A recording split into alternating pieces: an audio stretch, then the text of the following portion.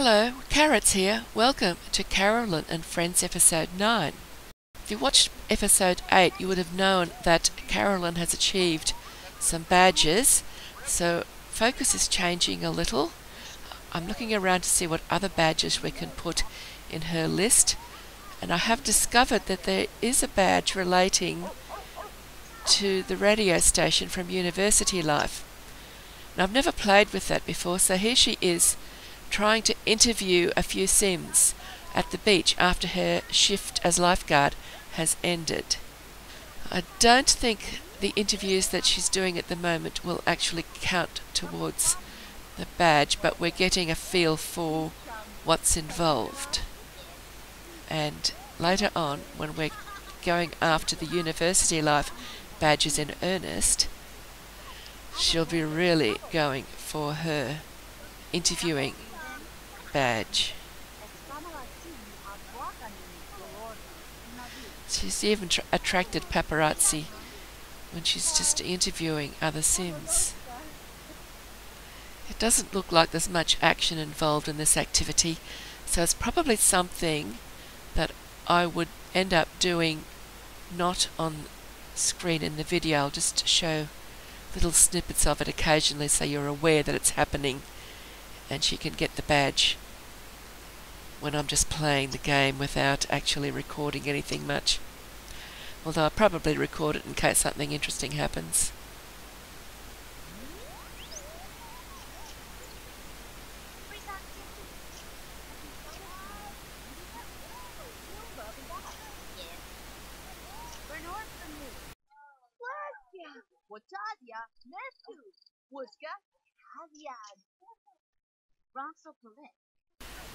So it looks like Carolyn's had enough and she's going to head off home with her radio station.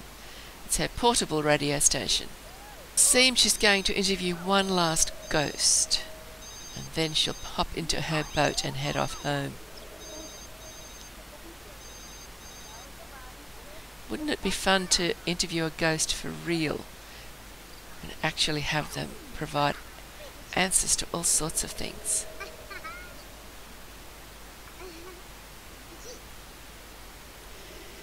Carolyn's tired. She's gone home.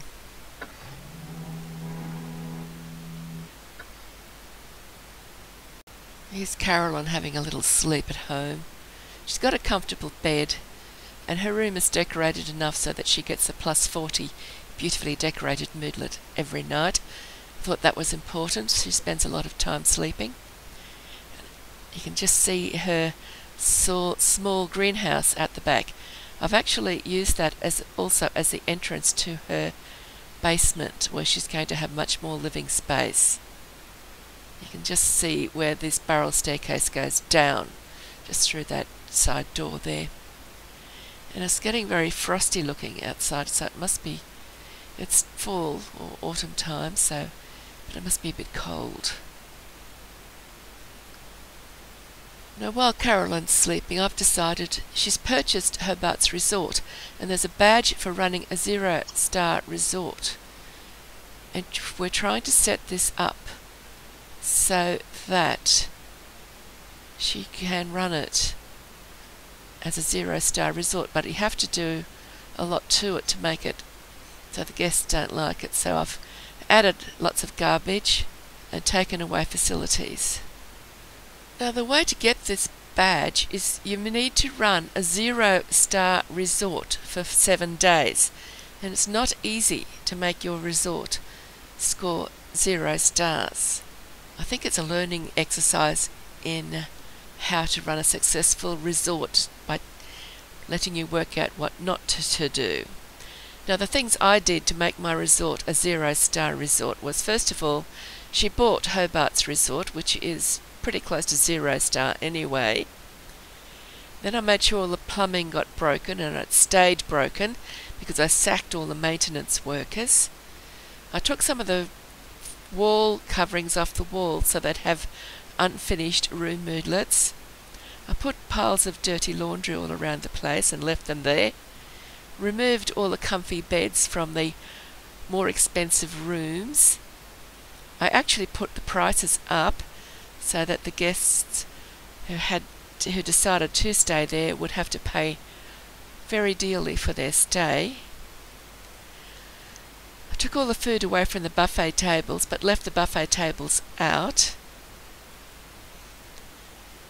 I left the fridges in so that the guests would get food out of the fridges and leave it lying around to encourage flies. I actually put lots and lots of piles of garbage all around the place. And I even removed all the landscaping so there was nothing pretty for them to look at.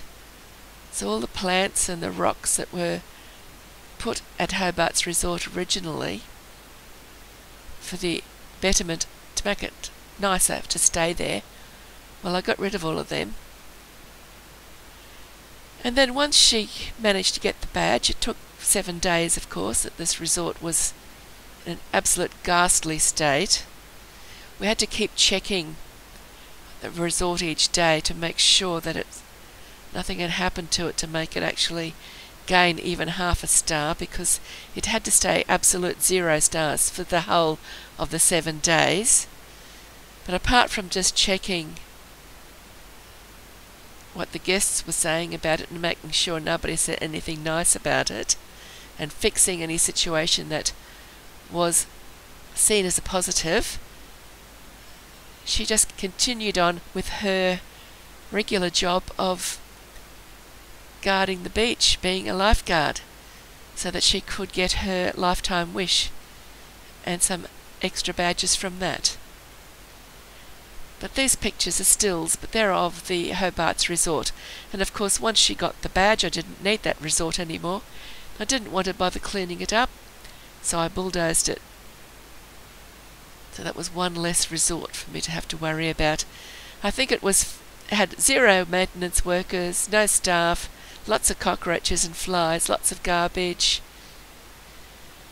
I did everything I possibly could to make people not want to be there, and then I charged them a huge amount of money for the privilege of being there, to make them very unhappy and not want to be there. So of course it wasn't going to be a money-making proposition for her either, so she had no real reason to want to keep it once it had been completely demolished and its name and reputation was completely destroyed. So after taking 7 days to learn what not to do to run a great resort, then she started on the next badge, which was to run a 5-star resort for 7 days, and we'll show you that resort later on. In the meantime, there was another badge that we needed to get, which is to throw 5 parties on a houseboat. And in order to do that, she needed to acquire a houseboat. And in order to get the houseboat, she needed to borrow money because she didn't have enough to pay for the houseboat. And this game's about badges, not about a Sim's life so much. So I decided she could borrow the money she needed. She could get the badge that she was after for throwing the parties on a houseboat, and then we should sell the houseboat and repay the loan. And that's exactly what happened. So here she is, she's got the money for the houseboat, now she's bought it. Now this particular houseboat is one, I think it's probably the first thing I ever downloaded. It was made by a player that I knew quite well, because at the time this game was still being made, and this person, we used to call her Blue Note, and I'm not sure of the number, but she was Blue Note anyway, and she helped greatly with the technical support while The Sims 3 was still being made. And I also used to assist in the tech thread a lot and got to know her quite well, so I trusted her and I downloaded a houseboat that she built soon after Island Paradise came out, but I didn't use it. I just put it on my computer for future use, and I do pull it out occasionally. It's got no CC on it, it's just something that she made from things that came with the expansion and stuff packs that came with the game. Now the boat is called Destiny of the Sea, and it was on the exchange, and I've just searched the exchange for quite a while and I can't find it anywhere now, so I'm not able to give you a download link for it, but it is a really good party boat. You might be able to find it if you've got endless time to search. But I searched under Destiny of the Sea houseboat and I couldn't find it. So she's decided to go and throw a party. However, I don't think any of the parties that she throws on that houseboat at the moment will count. Actually, I'm sure they didn't count, because when the guests turned up, they didn't actually go into the houseboat. And in the end, I decided that she had to actually be living in the houseboat, and at the moment, she's just visiting it. She lives in her regular house still. She's still living alone because there's still a few badges that she can't get if she's got a housemate. For example, the 2 badges that we're after at the moment about running a resort, a 0-star resort and a 5-star resort. Both of them require a single SIM household to be achieved. And I think there's other badges she's still after as well. So we can't move anyone in with her just yet, but she can practice having a party on her houseboat. Have a quick look around this great party boat. It's my sort of boat because it's got a basement. That's where her bed is. It's down below the waterline. But up above the waterline there's the party part of it, with plenty of music and lights, laser lights flashing everywhere, and strobe lights strobing. That's the main dance floor there. And then the upper level, where she's got a keg and toilets and a place to sit and eat. It's just designed to have a party. A very fun boat to have. There's still one level up then, even further to the roof. But we'll see a lot more of this in the future episodes, when she gets her housemate moves in with her, and together they throw some really great parties on this houseboat, and they quickly get the badge for throwing 5 parties on a houseboat. But this party that she's having at the moment won't count. Actually, the guests all turn up, but they don't get off the wharf. I don't think anyone actually goes onto the houseboat. Well, this bloke might be going to. He's on board. But there was no way she could coax any of the others to come on board the houseboat. She went down there and really tried hard. But if they don't want to come on board a houseboat, they're not going to. Because I don't control those Sims. They all have their own free will. And their free will is being exercised. And that is, we're not going anywhere near that thing. So she went back there to her one guest who had managed to get on board, and they had a party of 2, which wasn't really a successful party, I don't think. Eventually I came to the conclusion that perhaps she needed to get a bit more practice. And I gave her a slightly small basement underneath her greenhouse, and I added a bar, a professional bar, so she could practice her mixology skill. It looks like she did get a couple of others on board. They're just next to the keg, so there is a potential keg stand coming up. But you can see there the roof of the lifeboat as well, or you could a minute ago. There it is. There's that's the dance floor downstairs. The keg is the level up, and then the roof is even a little bit higher up again. Now down below the waterline, we haven't examined that yet, but that's where the living quarters are. There's the bedrooms, but where she is at the moment, that's the dance floor. So when we're having proper parties in later episodes, that room is going to be full of people dancing. There would be in this party too, if they'd bothered to come on board. Okay, there's the keg. Now we're up in the level above. Looks like I'm going to be disappointed. I can't see anyone who's about to do a keg stand after all. Maybe another episode. This one's getting close to the end. But I'd like to show you her new basement back at home with the professional bar, so she can learn her mixology skill. Now this is the basement I was talking about. It is underneath her greenhouse. You go down a spiral staircase to get down to it. And I thought I'd show it to you now because her 2 guests from her current houseboat party made their way down there for some reason and were making themselves drinks. there's a bar on the houseboat. I just have an idea that Carolyn might do a bit better with her parties if she has an extremely excellently high mixology skill. So she's going to spend a lot of time practicing that skill. She hasn't started yet, so she's got a long way to go. And as the episodes progress, you'll see this basement expand. And it actually becomes bigger and better and nicer than the house.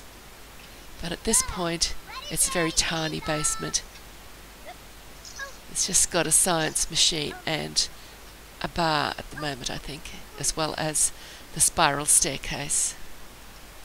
So that's about it for this episode. It's a little bit different from previous episodes, and I think you'll find that from here on in you can expect to see all sorts of interesting things happening in Carolyn and Friends, and she's actually going to gain some friends as soon as those extra badges have been earned. I think there's about 4 of them that she's still got to get that all require a single sim household. And once she's got those 4 badges, I'll move Wilma in, and then they'll have parties. They'll move over and live on the houseboat. And that way they'll get their parties very quickly, and once they've done their parties, they'll move back to this house, and we'll sell the houseboat and she'll repay her loan in full. But here she is with her mixology skill, just learning it now. So I hope you've enjoyed this episode. Thank you for watching, and I'll see you again in the next episode. And don't forget to give it a like if you did enjoy it. Bye bye for now.